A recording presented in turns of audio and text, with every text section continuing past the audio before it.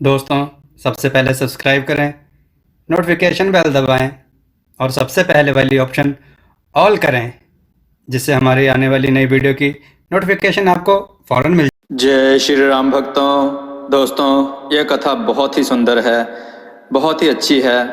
गौर से सुनिए, लाइक करना ना भूलिएगा। आज की कथा है मैना की आवाज़ और तोता। आइए कथा श्रवण करें। बहुत समय पहले की बात है। शहर से दूर एक बड़ा ही सुंदर और घना जंगल था। यहाँ के जानवरों में बड़ा ही सौहार्द और प्रेम था, खास तौर पर पक्षियों में।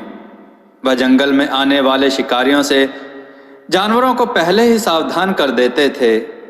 शिकारी भी बड़े परेशान होते थे कि इतना बड़ा और घना जंगल है, पर फिर भी जानवरों का नामो निशान नहीं। पूरे दिन खोजने पर भी उन्हें केवल निराशा ही हाथ लगती थी।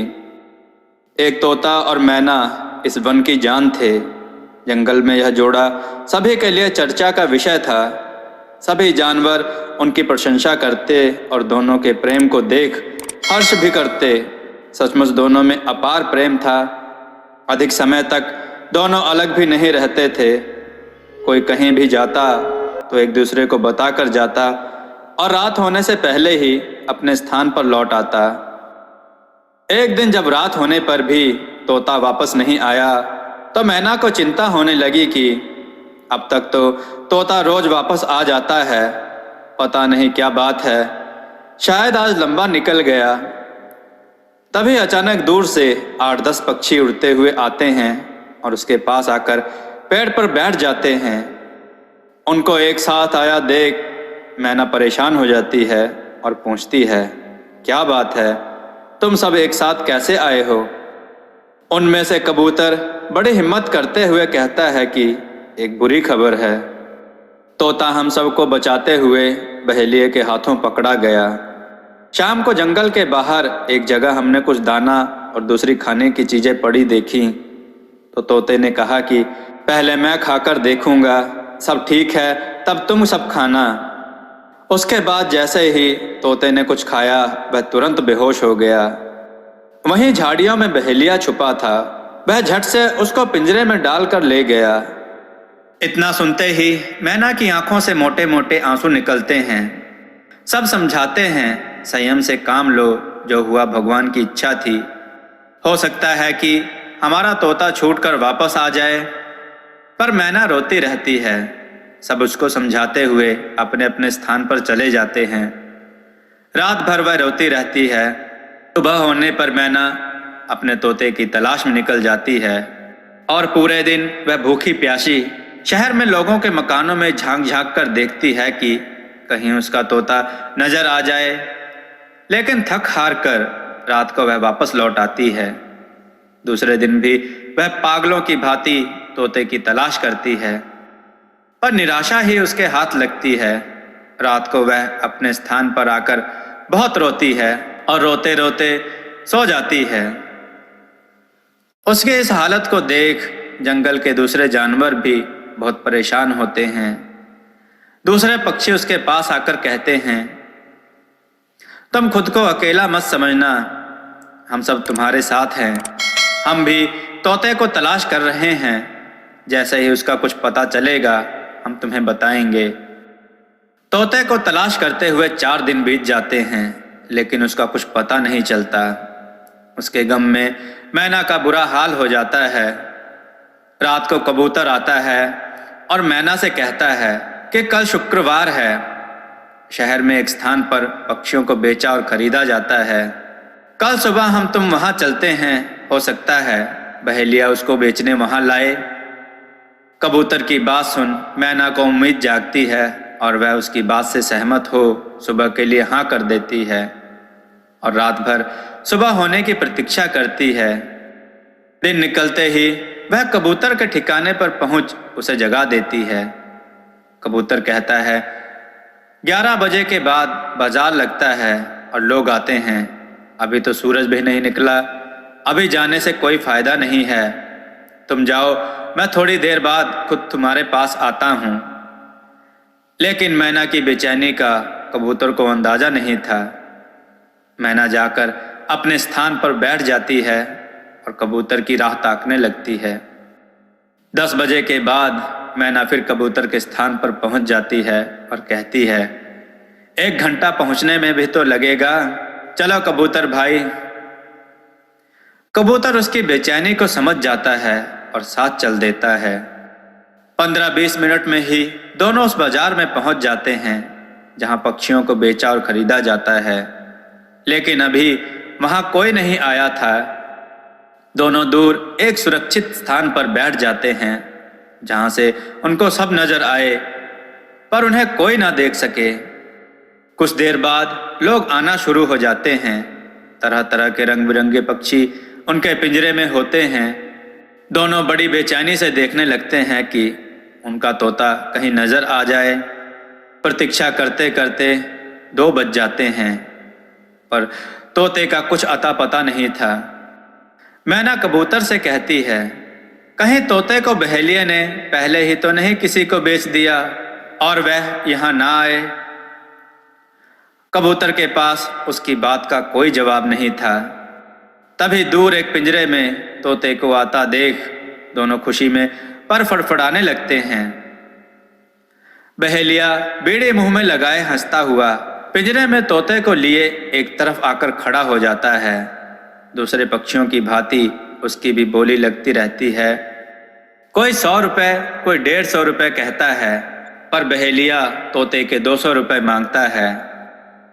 मैना की भांति तोता भी उसके वियोग में आधा रह गया था। तभी एक छोटा बच्चा अपने पिता के साथ एक गाड़ी पर आता है और तोते को देख पिता के पीछे पड़ जाता है कि मैं तो इसी तोते को लूंगा। और आखिर पिता तोते को 200 रुपए में खरीद लेता है। फिर गाड़ी पर बैठकर वापस जाने लगते हैं तो मैना और कबूतर भी उनके पीछे उड़ान भर देते हैं। थोड़ी देर बाद वह शहर की एक समृद्ध बस्ती में पहुंच जाते हैं, जहां पहुंचकर वह एक कोठी में घुस जाते हैं। मैना और कबूतर घर के बाहर सामने एक पेड़ पर बैठ जाते हैं। दोनों प्रतीक्षा करते हैं कि कब मालिक तोते को लेकर ऊपर छत पर आए। रात हो जाती है लेकिन तोते का कुछ पता नहीं चलता। उसे घर के अंदर ही रखा जाता है। कबूतर मैना से कहता है कि अब ज्यादा परेशान होने की जरूरत नहीं है, आज नहीं तो कल हम तोते को छुड़ा ही लेंगे। अब वापस अपने स्थान पर चलते हैं, कल फिर आएंगे, चलो। मैना कबूतर से कहती है, अच्छा तुम जाओ, मैं यहीं बैठकर सुबह होने की प्रतीक्षा करूंगी। तुम जंगल में दूसरे जानवरों को भी बता देना कि तोते का पता चल गया है। कबूतर चला जाता है और रात भर मैना वहीं घर के सामने वाले पेड़ पर बैठे मकान को ताकती रहती है। सुबह के 9 बजे के आसपास कबूतर वापस आ जाता है और पूछता है, तोते की कुछ खबर? मैना मना कर देती है। लगभग 1 घंटे बाद एक महिला तोते को पिंजरे में लिए छत के ऊपर बरामदे नुमा में आती है और पिंजरे को एक स्थान पर लटका देती है। मैना और कबूतर के चेहरों पर खुशी दौड़ जाती है। कबूतर कहता है, मैना तुम्हारी चोंच मुझसे लंबी है, जब कोई ना हो तो मौका देखकर तुरंत खिड़की खोल देना। मैना कहती है, ठीक है, यह औरत तो हटे। थोड़ी देर बाद वह महिला अंदर चली जाती है। वह दोनों खुशी खुशी बरामदे में पहुंचते हैं। तोता दोनों को देखकर चीखता है, नहीं नहीं, वापस जाओ। इससे पहले कि वह दोनों कुछ समझ पाते, एक मोटा तगड़ा बिल्ला कबूतर के ऊपर छलांग लगा देता है। कबूतर झट से ऊपर हो जाता है। अगर तोते ने सावधान ना किया होता तो आज कबूतर का राम नाम सत्य हो गया होता। दोनों डरे हुए वापस पेड़ पर आकर बैठ जाते हैं और सोचते हैं कि यह आफत कहां से आ गई, पता नहीं यह खतरनाक बिल्ला कब हटेगा। दोनों प्रतीक्षा करने लगते हैं, जैसे ही यह हटे वह अपना काम करें। 2 दिन हो जाते हैं लेकिन वह बिल्ला वहां से नहीं हटता। उसका स्थान वही छतनुमा बरामदा था जिस पर कि तोता बंधा था। कबूतर कहता है, ऐसे तो तोते को आजाद कराना मुश्किल है, अब तो कुछ योजना बनानी पड़ेगी। दोनों सोच में पड़ जाते हैं। काफ़ी सोचने के बाद कबूतर कहता है कि एक योजना आई है मेरे मन में, कान इधर लाओ। मैना बात सुनकर कहती है, बहुत अच्छे, पर तुम अपना ख्याल रखना, यह बिल्ला बहुत खतरनाक है। और फिर मैना उड़ जाती है और थोड़ी दूरी पर पहुंचती है जहां 4 कुत्ते एक साथ बैठे थे। वह कुत्ते के सर पर चोंच मारकर उनके ऊपर मंडराने लगती है। सभी कुत्ते गुस्से में उसके पीछे हो लेते हैं। मैना धीरे धीरे उन्हें मकान के नीचे ले आती है और कुत्तों से थोड़े ऊपर एक मुंडेर पर बैठ जाती है। चारों कुत्ते उसको ताकने लगते हैं। तब एक कबूतर अपनी जगह से उड़ता है और मकान के बराबर वाली खिड़की के ऊपर जा बैठता है। कबूतर को देख बिल्ले के मुंह में पानी आने लगता है और वह दबे पांव धीरे धीरे खिड़की की तरफ आता है और एकदम खिड़की की तरफ छलांग लगा देता है। कबूतर पहले से सावधान था, उसे पता था छलांग लगाते ही कबूतर झट से ऊपर उड़ जाता है। बिल्ले के संभलने के लिए खिड़की में कोई चीज न थी और उसका संतुलन बिगड़ जाता है।